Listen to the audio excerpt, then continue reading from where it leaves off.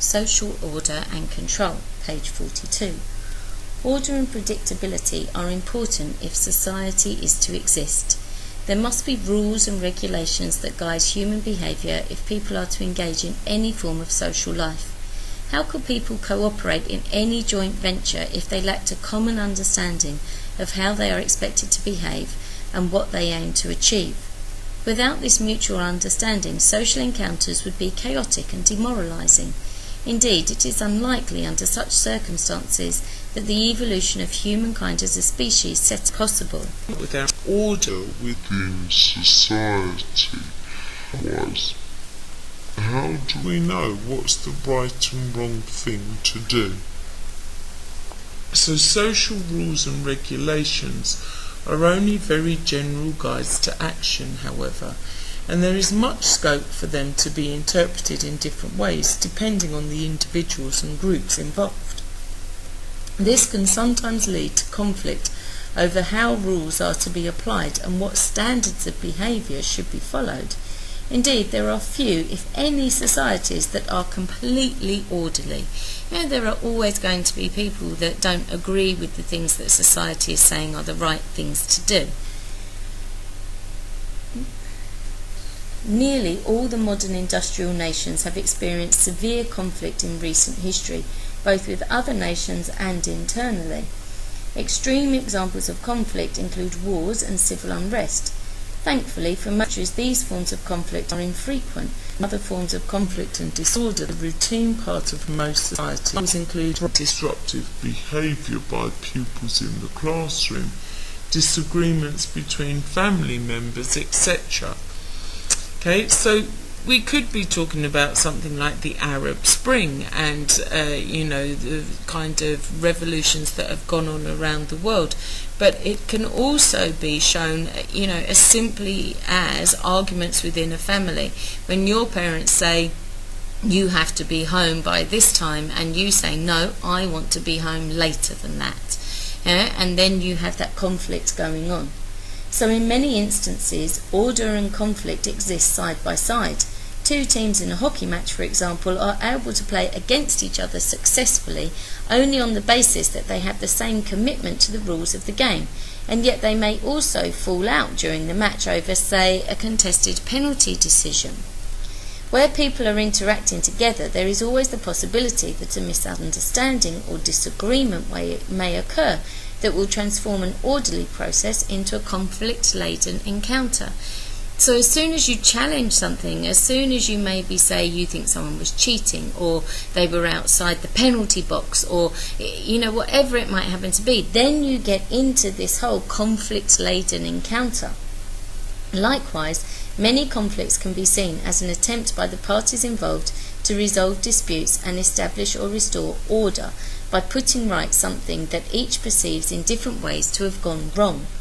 Victory in the Second World War, for example, allowed the Allied powers to bring about a new world order that included the United Nations Charter and other mechanisms for defining how nations should behave towards each other and treat their own citizens. So out of conflict came something where people realised that they didn't want to be in this war situation again, and so therefore they tried to draw lines and rules that would stop that type of thing from happening again.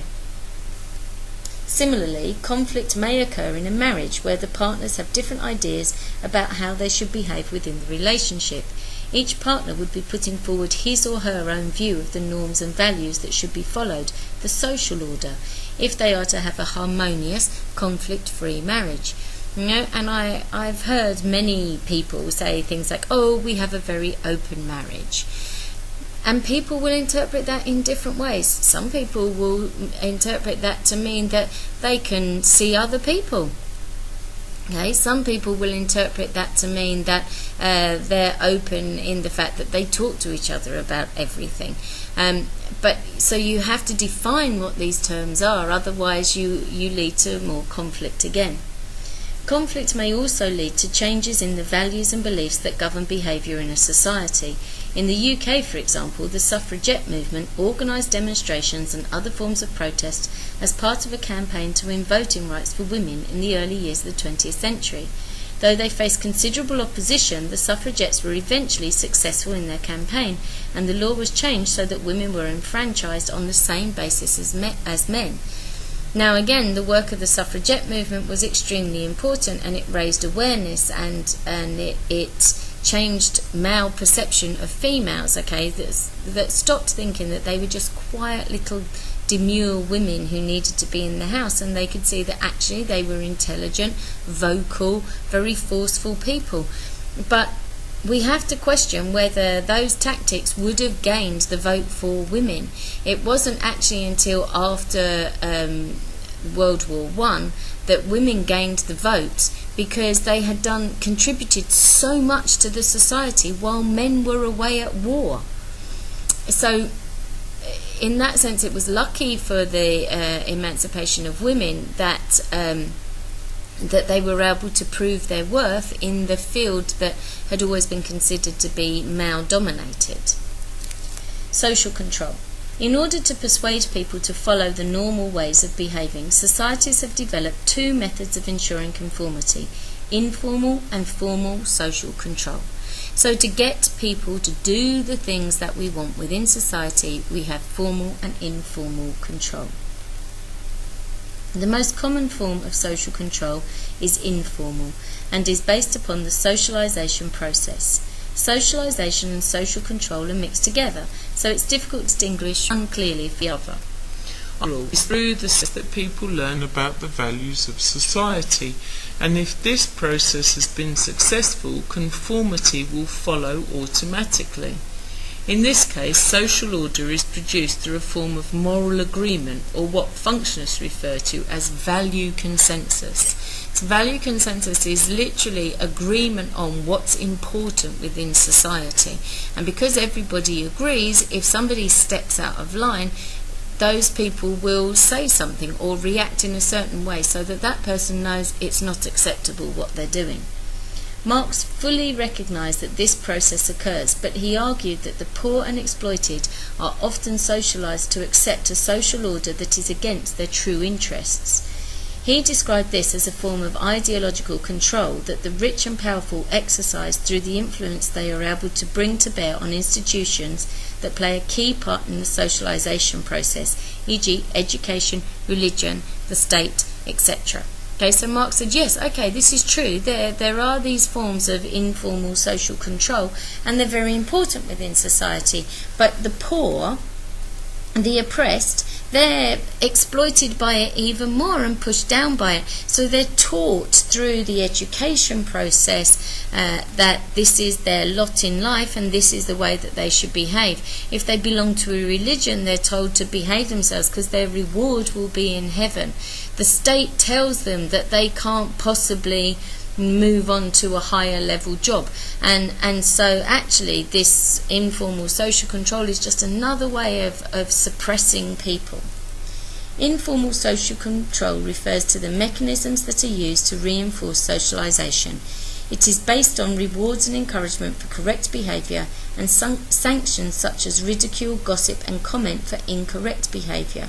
Threats of punishment in the afterlife, for example, have been used in many societies over the centuries to discourage people from behaving badly.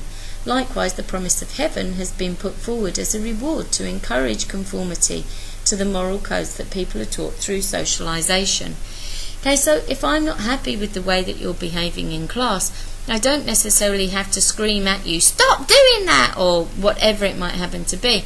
I may look at you and give you a stare or a look so you know that I'm not happy. I may tut at you. Other people in the class may tut at you if you're disrupting their learning. Okay? People may not speak to you because they get annoyed with you talking when you shouldn't be talking. These are forms of informal control. Okay? And they make you conform to what society says are the accepted norms of behaviour. Since the end of the 19th century, however, the power of religion has declined in modern industrial societies, and that of the education system and the mass media has increased. The mass media exercise informal social control in a variety of ways.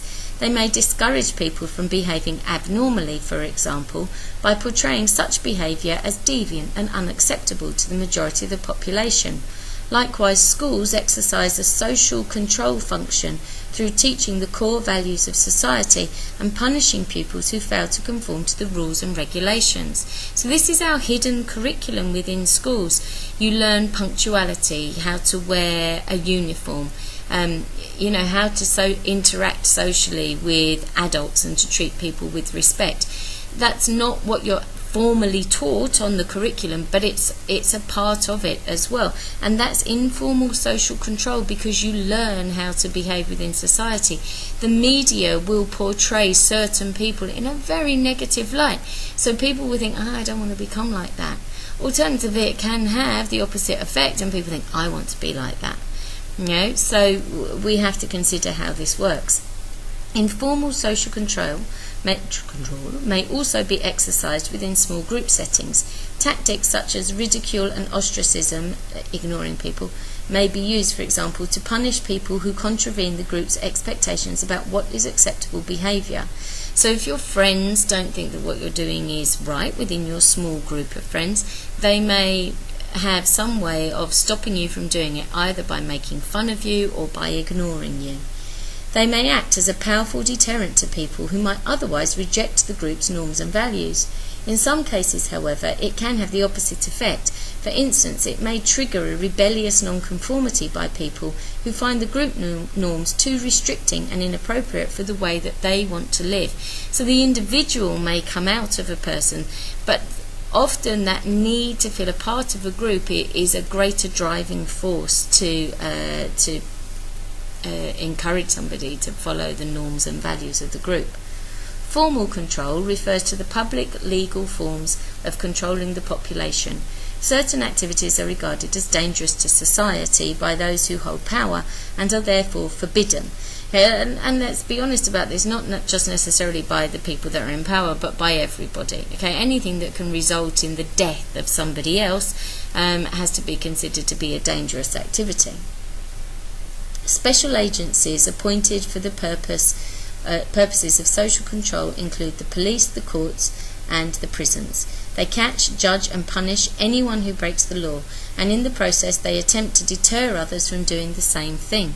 The armed forces are also a means of formal social control, though in general they are only used as a last resort to prevent order breaking down or when it has already broken down. So we have these forms of formal social control, ideas like prisons, fines that people can receive, or corporal punishment that we see in certain countries are supposed to deter people from doing those same things because they don't want to be punished in those ways. And so that is our way of controlling society. And if all of that doesn't work and there become riots or whatever, then we also have armies that can come in and can control people by the use of force and